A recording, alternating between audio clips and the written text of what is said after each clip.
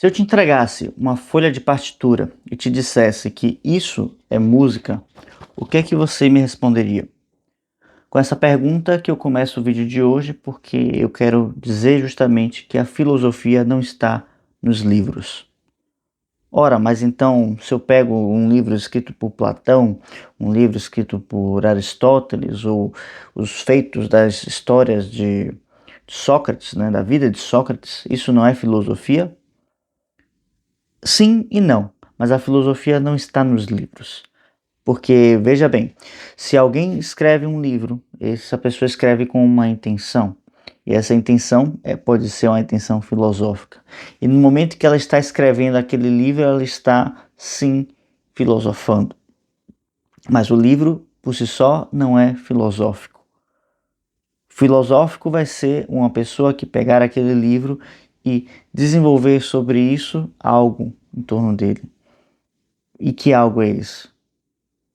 Vamos então conversar um pouco sobre isso, porque é disso que vamos desenvolver agora e tratar o tema da filosofia como uma atitude, uma ação, uma vivência. Porque a partir do momento que eu coloco a filosofia como uma cátedra que você precisa percorrer um roteiro específico, do contrário, você nunca será filósofo. Eu estou, na verdade, transformando isso em uma disciplina, uma faculdade, né? Um curso. E não se trata exatamente disso. E justamente a gente pode fazer, através do estudo comparado, das filosofias distantes, como o estoicismo e budismo, e perceber tantas coisas semelhantes que é impossível não pensar em uma atitude filosófica que nos coloque em uma posição de conceber essas verdades.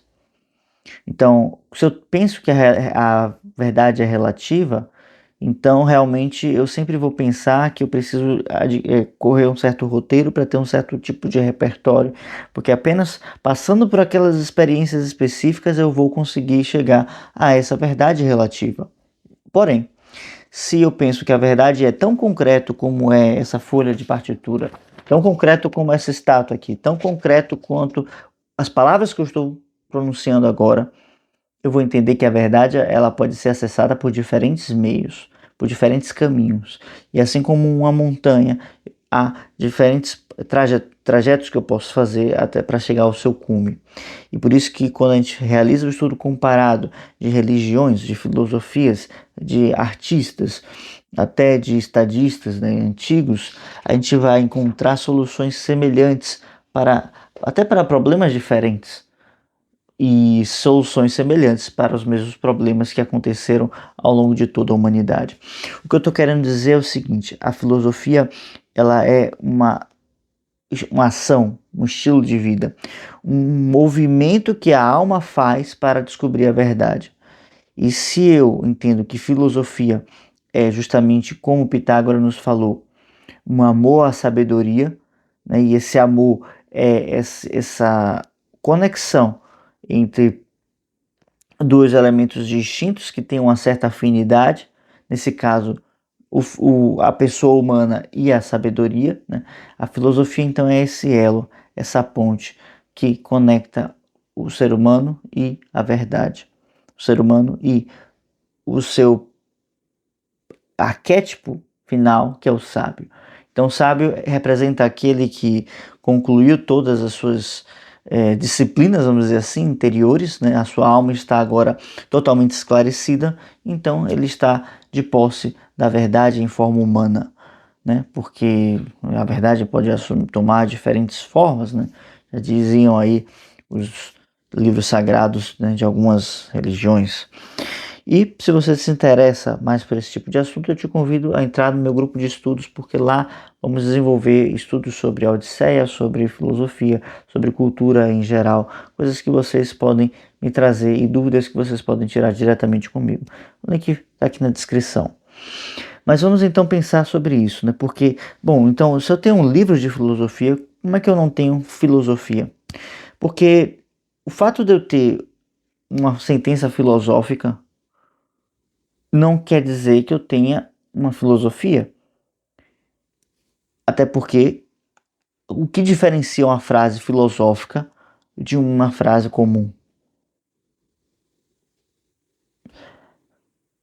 Essa é uma pergunta que precisa da pessoa humana, da alma humana, para poder responder. Porque quem dá profundidade, quem dá significado ou não às coisas é justamente a alma humana. Como tem naquelas frases batidas, né, de português. Ah, Pedro foi comprar pão. Quem é o sujeito da frase? Pedro. Né? O verbo, né? Foi. Foi comprar. E aí ele precisa, né, comprar o quê? Pão, né? O seu complemento. Então, há, na verdade, enfim, não vou fazer a análise sintática da coisa agora. É, mas foi comprar seria, né, a locução, né, a locução verbal. Enfim, é, o importante é o seguinte: essa frase termina o seu sentido aí, correto? Até aí tudo bem. Mas se eu colocar um outro sentido nesse pão e um outro sentido nesse comprar, filosoficamente, religiosamente, essa frase toma uma outra roupagem. Eu posso dizer que Pedro representa cada um de nós, porque é esse arquétipo do discípulo que segue o mestre. E esse comprar o pão significa ele colocar toda a sua energia, todo o seu tempo para adquirir o pão da vida, né? Como vai Jesus dizer que o pão, esse pão que comem os seus discípulos, é o seu próprio corpo, né?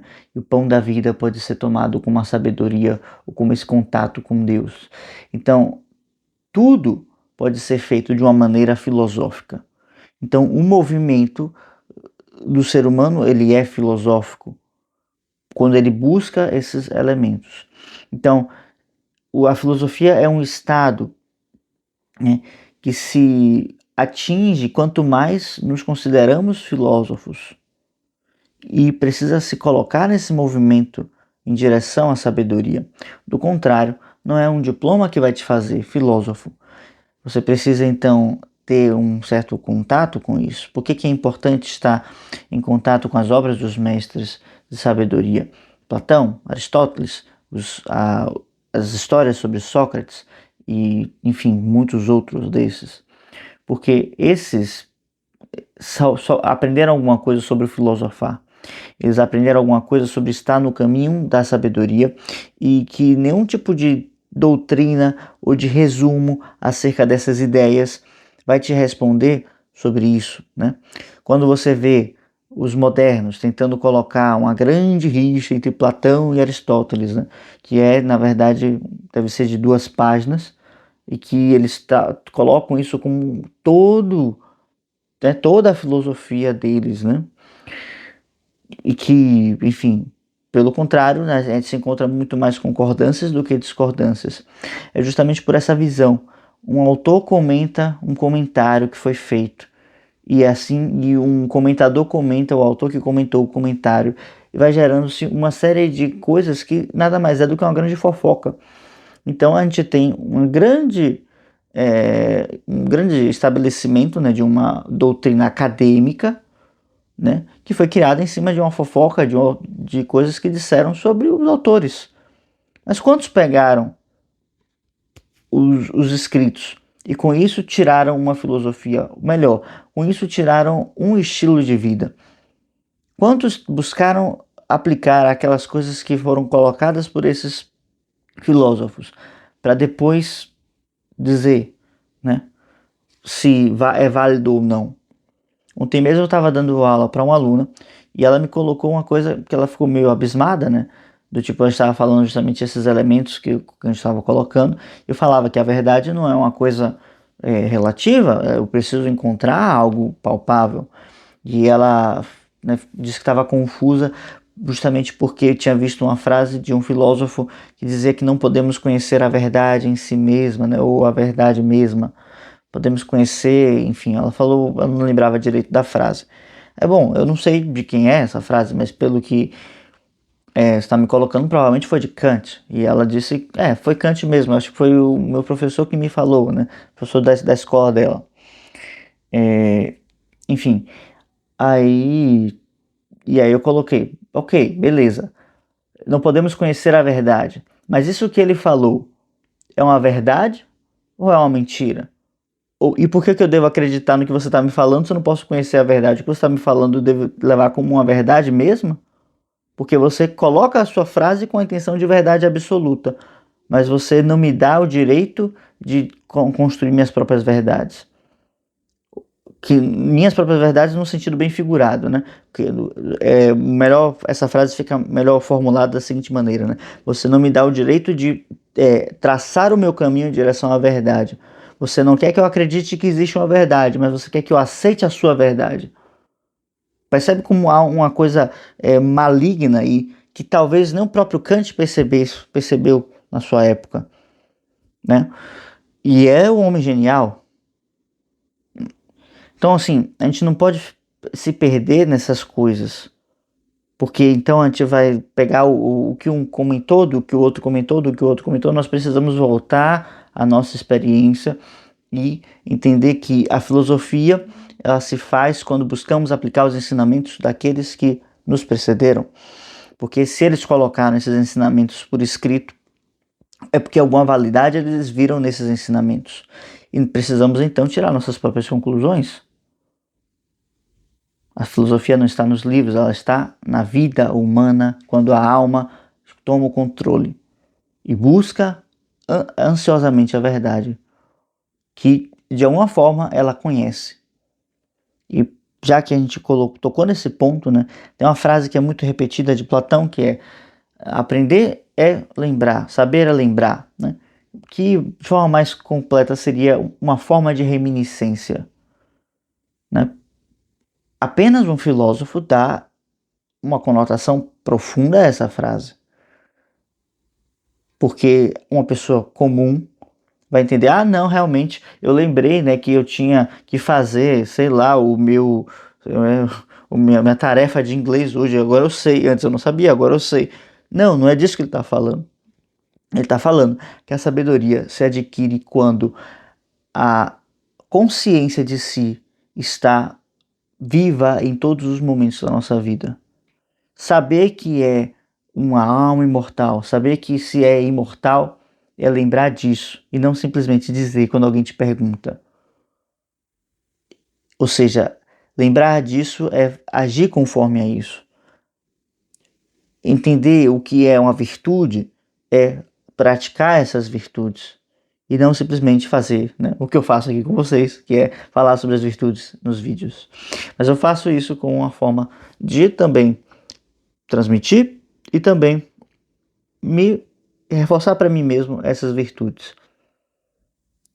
Mas, de verdade, eu só vou saber algo sobre elas no momento em que eu pegar essas definições e eu atuar na realidade, no mundo ao meu redor. Do contrário, o que vai ser da minha vida? Vai ser simplesmente um teatro, né? Algo que eu vou fazer para os outros, eu vou viver para fora. Então, assim, percebe que as pessoas que vão comentar sobre isso, como a palavra é muito empobrecida e vem com pouco peso, né? Algo que você sente, é uma espécie de intuição, porque a verdade ela é acessível por dentro, não é simplesmente por argumentos que a gente coloca. E quando nós vemos pessoas comentando outras pessoas e como elas fazem todo um edifício sistemático, lógico, complicado, que parece que é para a gente se perder naquele labirinto e não dá uma resposta simples, né? Como Platão, por exemplo, que diz que o bom guardião, né, o filósofo, ele é como um cão que sabe diferenciar o que é bom do que é mal, o que faz bem do que faz mal. Nossa, você pega isso e você fica, claro que sim. Claro que sim, porque sabe o que é verdadeiro e o que é falso, e a falsidade nos leva ao vício, à destruição, à desagregação, à desunião, todas essas coisas. Bem é tudo aquilo que une, mal é tudo aquilo que separa, percebe? E não fica só nessas respostas curtas, há todo um desenvolvimento dialético antes dele trazer isso, ele poderia dar as respostas que ele chegou, ou as simplificações mais perfeitas que ele fez, mas não, ele antes desenvolve, né? E justamente há que se buscar essa coerência, né? E é algo que está acessível a todos, porque todos têm uma alma, né? Justamente as figuras, né, que se unem em torno desse processo e que a gente conhece ao longo da história são muito diversas. Os próprios Sócrates, Platão e Aristóteles são muito, muito diferentes entre si. Enquanto, por exemplo, você tem Sócrates como um ex-combatente, né, foi soldado na guerra, e uma pessoa de condição extremamente humilde, né? Não sei exatamente se ele era, se passava necessidades, provavelmente não. Provavelmente ele se virava muito bem com o que tinha de recursos, né? Mas era uma pessoa extremamente humilde e muito simples, né? Dizia que sempre estava descalço e tudo mais. E isso estava em conformidade com aquilo que ele já tinha vivido, né? Platão, em contrapartida, ele é um aristocrata, nasce de família nobre, ia ser político, né? Cheio de pompas e honrarias. Quando conhece Sócrates, ele se desfaz dessa máscara. Não deixa de ser rico, de ser de família nobre, mas quando tem a oportunidade, utiliza a fortuna da sua família para construir uma escola. E essa escola marca por centenas de anos a história do Ocidente e funda a filosofia no Ocidente, que é a Academia de Platão. E até hoje nós chamamos academia de academia justamente por conta de Platão. E depois Aristóteles, que é um estrangeiro que vai estudar com Platão, né? E tinha grandes influências do seu pai, que era um médico, né? E Aristóteles, ele mesmo tinha tendências de biólogo, né? Ele fazia um trabalho de biologia muito, muito grande, né? E com isso também desenvolvia, a partir das suas observações biologais, o seu método filosófico, né? Que é aí, de certa forma, que dá a base para todo o método científico que nós vivemos hoje. Então, três posturas diferentes, totalmente diferentes. Sócrates, a simplicidade absoluta. Platão, um estilo poético, rebuscado em certas partes, mas altamente simbólico, altamente que te dá sementes, né, que sugestivo, né? E Aristóteles já com a escrita mais seca, mas altamente, sabe, com uma engrenagem que vai encadeando cada peça e vai movendo toda uma estrutura parte por parte, bem lentamente, né? Ou como se ele era chamado peripatético, né? Ia caminhando, ia dando suas aulas. Eu acho que Aristóteles dava aula sem pressa nenhuma, ele ia bem devagar, pedaço por pedaço, observando cada parte, como quem observa, né, um corpo sendo dissecado, né, para poder examinar cada pedaço ali, porque depois aquele objeto, né, ele não ia ter mais, então ele precisava manter o máximo de sua atenção, porque depois aquela matéria ia se desagregar, finalmente não teria mais como ele tirar as informações dali, tá bem? Então a filosofia não está preocupada de qual setor social você é, não está preocupada com a sua cor da sua pele, não está preocupada com a sua profissão, não está preocupada com nada disso, porque tudo isso é um adorno externo, um acidente, uma circunstância. Tudo isso é uma ilusão, como diriam os hindus, né? A filosofia está preocupada se dentro de ti tem uma alma viva e se ela busca a verdade e busca viver de forma coerente com ela. E com isso eu me despeço. Deixa o like nesse vídeo, se inscreva no canal e até a próxima. Muito obrigado você que me acompanhou até aqui. Deixa um comentário aqui caso, enfim, algo tenha te tocado especificamente. Uma pergunta, por que não, né, para a gente fechar o vídeo. Para você, o que é a filosofia e como a filosofia está presente na sua vida? Enfim, é isso. Até mais. Tchau, tchau.